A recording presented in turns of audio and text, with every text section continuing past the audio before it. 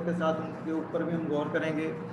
और जो अच्छे कमेंट्स आए थे, thanks for all learners who delivered their feedback तो this is very much important.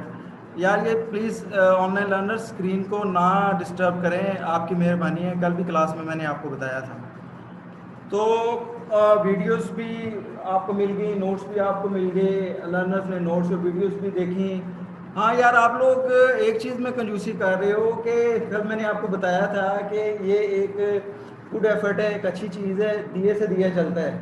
तो आपके पास जो लर्निंग मटेरियल, जो नॉलेज आप गेन कर रहे हो, आप दूसरों तक भी पहुंचाओ। वीडियो आप देखते हो, चैनल को सब्सक्राइब भी आप करें अगर आपकी मर्ज़ी है, मैं फोर्स नहीं कर रहा, बट उन वीडियोस को शेयर भी करें, आप शेयर भी करें अपने दूसरे फ्रेंड्स रिलेटिव्स के साथ, ताकि उनका भी भला हो सके।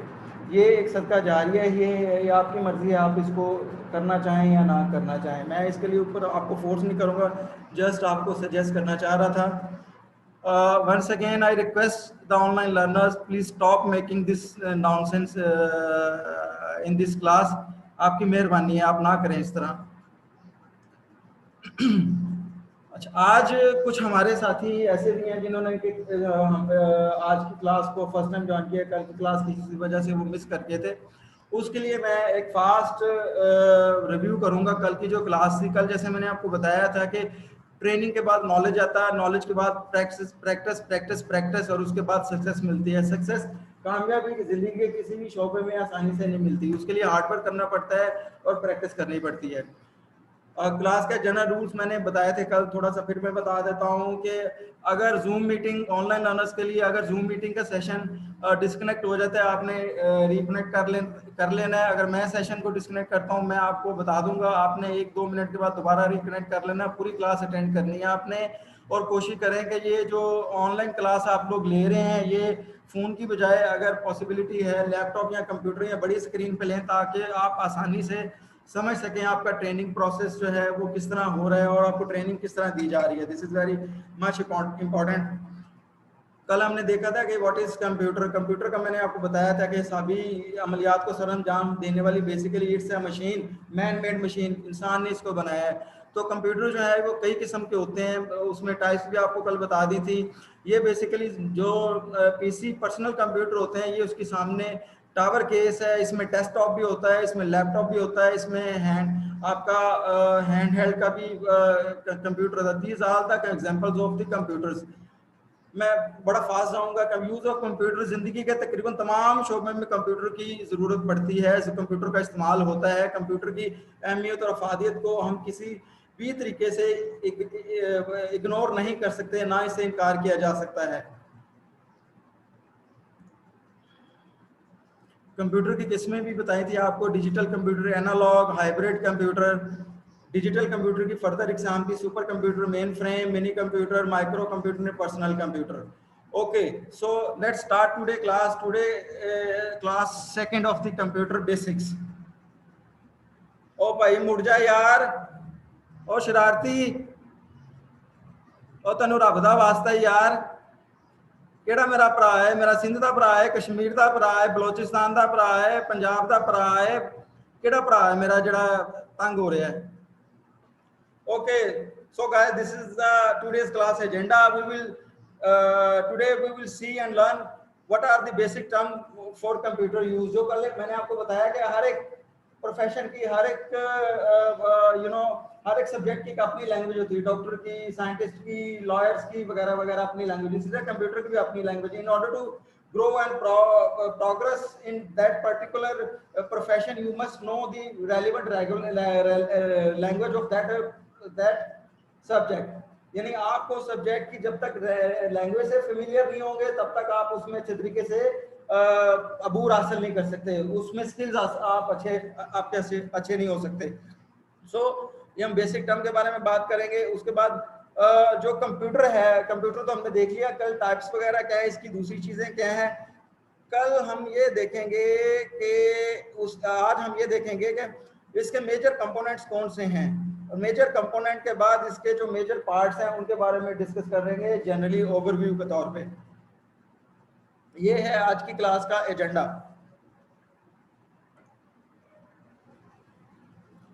So let's start from the some basic terms for computer use.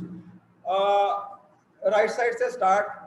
Computer का बुनियादी जो इस्तेमाल है, कंप्यूटर से मुतल्लिका बुनियादी इस्तिलाहात।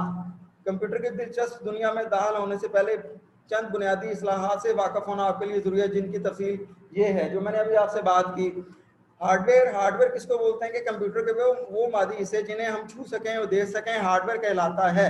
जो फिजिकली हम जिनको देख सकें, छू सकें, महसूस कर सकें, that they are called hardware. Hardware में कंप्यूटर का मॉनिटर से लेके, मॉनिटर ऐसी स्क्रीन जिसमें हम उसका डिस्प्ले देखें, आउटपुट देखें। अभी ये लैपटॉप के ऊपर आपको स्क्रीन इसकी आउट, ये लैपटॉप के ऊपर भी आपको लैपटॉप की स्क्रीन भी हार्डवेयर नजर आ रहा है, और प्लस इसका हमने जो एलसीडी के ऊपर व्यू लिया हुआ है, ये भी बेसिकली इसका हार्डवेयर आउटपुट स्क्रीन है।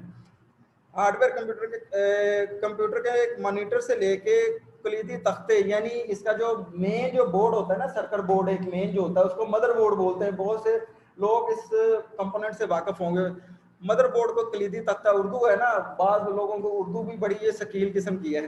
कलीदी तख्ते और सिस्टम यूनिट में नफ्स छोटे छोटे पुर्जे तक शामिल होते हैं। ठीक है जी। फिजिकल हार्डवेयर में कंप्यूटर का मदरबोर्ड और उसके साथ अटैच तमाम पार्ट शामिल होते हैं। सॉफ्टवेयर जो है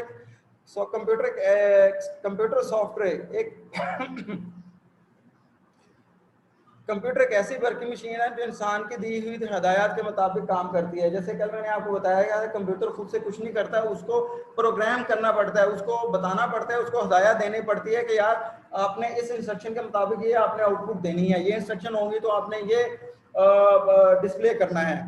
कंप्यूटर को दी जाने वाले मखसूस हदायत का मजमूआ सॉफ्टवेयर कहलाता है। डेफिनेटली सॉफ्टवेयर की डेफिनेशन भी ये आ गई आपको। सॉफ्टवेयर क्या होता है कि कंप्यूटर में जो हम एक हदायत का मजमूआ या जो भी फार्मूला फीड करते हैं, that formula is called software. Software computer का वो हिस्सा है जिसे आप छू नहीं सकते, क्योंकि कंप्यूटर के अंदर बरकी लहरों की शक्लों में डेफिनेटली ये बिट्स एंड बाइट्स में होता है। कल मैंने बताया था 0 और 1 की लैंग्वेज को कंप्यूटर समझता है। तो तमाम हदायत अल्टीमेटली डाउन लेवल पे, एंड लेवल पे कंप्यूटर में 0 और 1 में फीड होती हैं। कंप्यूटर सिर्फ 0-1 की ही लैंग्वेज समझता है, और 0-1 की लैंग्वेज में ही आउटपुट जनरेट करके फिर सॉफ्टवेयर के जरिए उसको हमारी अंडरस्टैंडेबल लैंग्वेज में आउटपुट शो करता है, या तो स्क्रीन के ऊपर या तो प्रिंटर के ऊपर।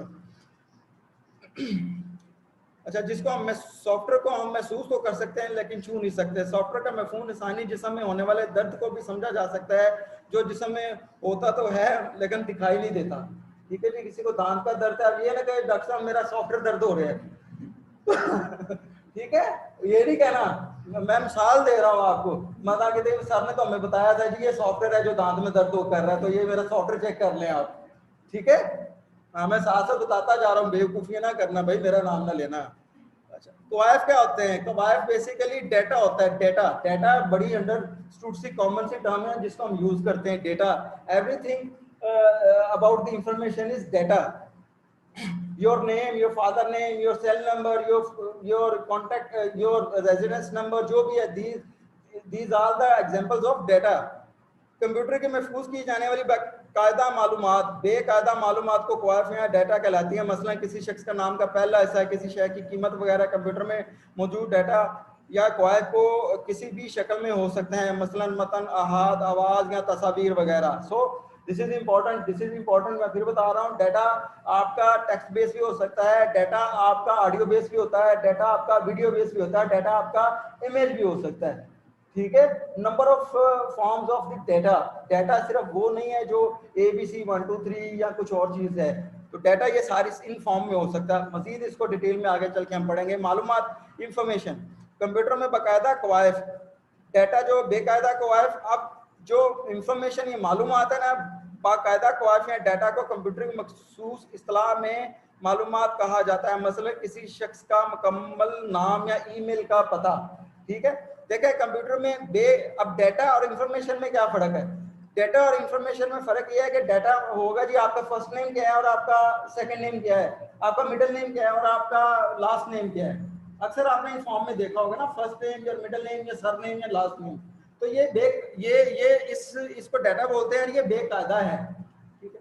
अब जो डाटा की बेस पे हम जो इंफॉर्मेशन लेंगे कंप्यूटर से, वो इंफॉर्मेशन बेसिकली मालूमात कंप्यूटर में देगा। फॉर एग्जांपल हम बोलेंगे यार इस शख्स का नाम बताओ, तो वो ये नहीं कहे जी भाई ये तो पहला ना है तो दूसरा ना है तो दरमियानी ना है, ठीक है।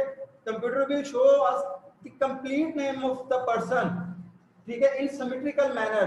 फर्स्ट नेम पहले आएगा, उसके बाद मिडिल नेम बाद में आएगा, उसके बाद जो लास्ट नेम है उसके एंड पे आएगा।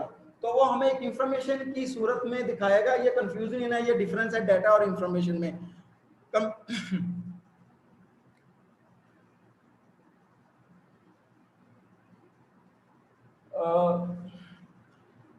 Arsalan can you hear me? यार इसको ब्लॉक कर दो, ये जो भी बच्चा या जो भी पार्टिसिपेंट जो है ना इस किस्म की हरकतें कर रहा है। Okay let's move forward. Computer में जो तयशुदा कुछ डिफॉल्ट चीजें होती हैं, ये भी एक टर्मिनोलॉजी भी है कंप्यूटर की इस्तेलाह में। तयशुदा से मुराद किसी सॉफ्टवेयर की वो सेटिंग्स होती हैं जो उसके आगाज करने पे खुद ब खुद जाहिर होती हैं। दो से लफ्जों में तयशुदा सेटिंग्स किसी सॉफ्टवेयर की इब्तदाई सेटिंग्स होती हैं। तयशुदा सेटिंग्स को आप अपनी ज़रूरत के मुताबिक तब्दील भी कर सकते हैं। तयशुदा सेटिंग्स का मफहूम कुछ यूँ समझा जा सकता है कि जब आप कंप्यूटर को पहली दफ़ा ऑन करते हैं तो स्क्रीन पर जो वॉलपेपर दिखाई देता है वो तयशुदा सेटिंग्स का हिस्सा है। आप बात समझेंगे। डिफॉल्ट, जब आप कंप्यूटर में विंडो इंस्टॉल करते हैं, फ्रेश विंडो आप लेके आते हैं तो एक वॉलपेपर लगा होता है, आपको अच्छा नहीं लगता, वो बेसिकली डिफॉल्ट होता है। आप उस डिफॉल्ट वॉलपेपर को आप चेंज कर लेते हैं, ठीक है। आप इसकी मिसाल मैं दूंगा, आपके पास रिमोट कंट्रोल होता है एसी को कंट्रोल करने वाला, उसमें आप उसका जो लेवल है एसी का वो 26 पे, 24 पे, 20 पे खुद सेट कर लेते हो। बट उसमें कुछ ऐसी सेटिंग होती हैं कि आप उसको सेटिंग 1 पे, सेटिंग 2 पे, वार्म, कूल, कोल्डर्स इस तरह आप सेट कर लेते हो। तो उसका मतलब ये होता है कि जब आप वार्म या कूल सेटिंग को क्लिक करते हो तो उसमें से डिफॉल्ट सेटिंग उन्होंने प्रोग्राम की होती है एसी मैन्युफैक्चरर ने। तो वो सारी की सारी सेटिंग, मतलब फॉर एग्जांपल उन्होंने वार्म के ऊपर ह्यूमिडिटी लेवल इतना रखा हुआ है, टेम्परेचर लेवल इतना रखा हुआ है, तो उसकी डिफॉल्ट वैल्यू ऑटोमेटिक वो सेट कर देता है। वो डिफॉल्ट वैल्यू उस ऑप्शन की सेट हो जाती हैं। So these are called default values. आम जिंदगी में इसकी वालेकुम अस्सलाम बेटा